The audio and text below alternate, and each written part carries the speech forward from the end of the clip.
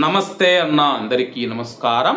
Israel Iran యుద్ధం నేపథ్యంలో Iran దేశంలో దాదాపు 10,000 మంది భారతీయులు చిక్కుకొని పోయారు. ఇప్పుడు వారిని ఇండియాకు రప్పించాలంటే కత్తి మీద సాముగా మారింది. వివరాల్లోకి వెళితే ప్రస్తుతం ఇరాన్ దేశంలో 10,000 మంది భారతీయులు ఉన్నట్లు సమాచారం. ఇందులో 1,500 నుంచి 2,000 మంది విద్యార్థులు కాగా మరో 6,000 మంది అక్కడ పనిచేస్తూ ఉన్నవారు.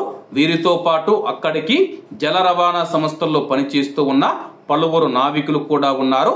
అయితే భద్రతాపరమైన కారణాల వల్ల వారిని దేశం దాటించేందుకు ఇరాన్ ప్రభుత్వం అనుమతించడం లేదు. అన్ని బార్డర్లు మూసివేయడం జరిగింది. ఆపరేషన్ గంగా నిర్వహించిన సమయంలో భారత్ వాయుసేనకు చెందిన 14 విమానాలతో పాటు మొత్తం 90 విమానాలకు ఉక్రెయిన్ సరిహద్దు దేశాలకు నడిపి అక్కడ నుంచి భారతీయులను స్వదేశానికి తీసుకుని వచ్చారు. అప్పట్లో ఈ ఆపరేషన్ సదావుగా సాగిపోయింది. ఎందుకంటే ఉక్రెయిన్ కు సరిహద్దుల్లో ఉన్న హంగేరీ, రొమేనియా, మాల్తోవా, స్లోవేకియా, పోలాండ్ నుంచి పూర్తి సహకారం అందింది. ప్రస్తుతం ఆ పరిస్థితులు కనిపించడం లేదు. అప్పటితో పోలిస్తే ఇరాన్ లో ఉన్న భారతీయుల సంఖ్య తక్కువగా ఉన్నప్పటికీ మార్గాలు మాత్రం సంక్లిష్టంగా మారాయి.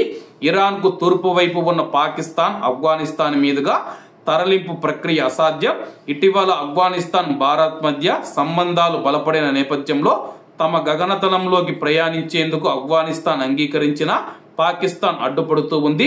ప్రస్తుతం భారత్, పాక్ రెండు దేశాలు పరస్పరం గగనతల నిషేధాలు కొనసాగిస్తూ ఉన్న సంగతి తెలిసిందే.